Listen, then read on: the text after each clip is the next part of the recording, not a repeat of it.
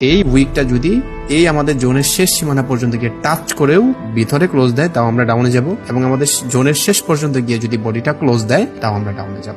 এর বাইরে যদি কোনো কিছু হয়, যেমন এই ক্যান্ডেলটা যদি উপরে চলে যায় তখন আমরা ট্রেড নিব না, বা এই ক্যান্ডেল যদি এই হলুদ দাগ বা আমরা রেজিস্ট্যান্সের যে বডিটা এই বডির নিচে যদি ক্লোজ দেয় আমরা ডাউনে যাব না। আমি আপনাদেরকে আরেকটু ভালো করে বোঝাই তাহলে আপনি বুঝতে পারবেন, ঠিক আছে? যখন আমরা দেখতেছি এভাবে একটা ক্যান্ডেল মার্কেটটা আপে গিয়েছে, গিয়ে মার্কেট এখানে হালকা একটু উইক দিয়েছে, পরবর্তী ক্যান্ডেলটা এইখান থেকে শুরু হয়েছে,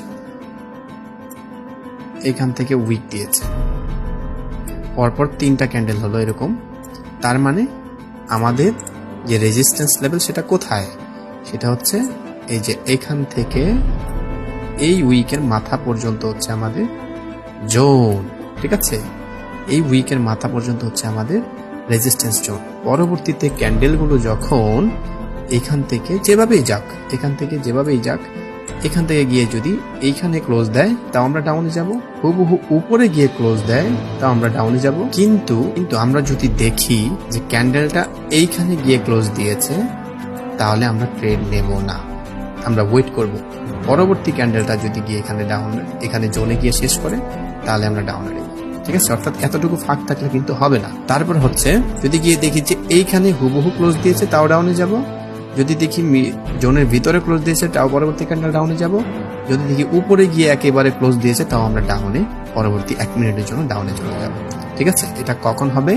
এটা বারবার হবে না। একটা স্ট্রং জোনে সর্বোচ্চ 1 থেকে 2 বার কাজ করে, 3 বার কাজ করে। যেহেতু একবার এই রেজিস্ট্যান্স লেভেল আমরা আঁকাইছি জোনটা, এটাই ফার্স্ট টাইম গিয়ে এটা ব্রেক করার চেষ্টা করতেছে। সো এখানে 100% এখানে একটা রেড ক্যান্ডেল আসতেই হবে, 100% এখানে একটা রেড ক্যান্ডেল, চাই সেটা ছোটই হোক না কেন, এই যে এখানে একটা রেড ক্যান্ডেল আসতেই হবে, এটা যতই ছোট হোক না কেন কিন্তু এখানে একটা রেড ক্যান্ডেল আসতে হবে। এইটাই হচ্ছে আমাদের আজকের শিওর শট। এখন আমি আপনাদেরকে মার্কেটে নিয়ে যাবো, সেখানে গিয়ে আমি আপনাদেরকে একটু এক্সপ্লেন করার চেষ্টা করব। এখন আমি 2টা নিয়ে নেবো এখান থেকে, হ্যাঁ, কারণ এই উইকটাতে কিন্তু রেজিস্ট্যান্স পাইছে। যদি এখান থেকে নাও হয় পরবর্তী এখানে গিয়ে কিন্তু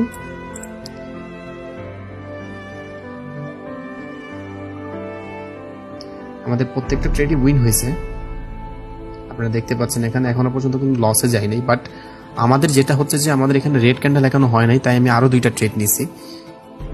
মানে হচ্ছে আপনি একটু এন্ট্রিটা একটু বুঝে শুনে এন্ট্রিটা নেবেন, আপনার এন্ট্রিটা কিন্তু অনেক করবে, ম্যাটার করে আপনার এন্ট্রিটা, ঠিক আছে? যদিও আমার প্রত্যেকটা ট্রেড উইন হয়েছে এখানে, কিন্তু আমি আপনাদেরকে দেখাই দিলাম যে এখন আপনারা আশা করি বুঝতে পেরেছেন যে কিভাবে ট্রেডগুলো নিতে হয়, ঠিক আছে? এখানে আপনার একটা ডাউনে আসবে, কারণ এইখানে কি ঘটলো এটা আরেকটা প্যাটার্নে পড়ে গেছে, যেটা আমি আরেকদিন এক্সপ্লেন করবো। বাট আজকে আরেকটা মার্কেট দেখি যেটা হয়। আচ্ছা, এটা দেখি শেষ পর্যন্ত। আচ্ছা, এবার এক্সপ্লেন করি যে আমি এতগুলো ট্রেড নিলাম আপনাদের সামনে, আপনারা দেখতেছেন প্রত্যেকটা উইন হয়েছে। এর কারণ কি? এই যে এখান থেকে কিন্তু মোমেন্টামটা শুরু হয়েছে, 1টা 2টা 3টা, অর্থাৎ মোমেন্টামটা শুরু হয়েছে এই ক্যান্ডেলটা থেকে। তা এটা হচ্ছে আমাদের অ্যাকচুয়াল জোন, এই যে এটা, আর হচ্ছে এই যে এটা হচ্ছে আমাদের অ্যাকচুয়াল জোন। মানে এই যে মোমেন্টাম, এই মোমেন্টামের জোন হচ্ছে এটা।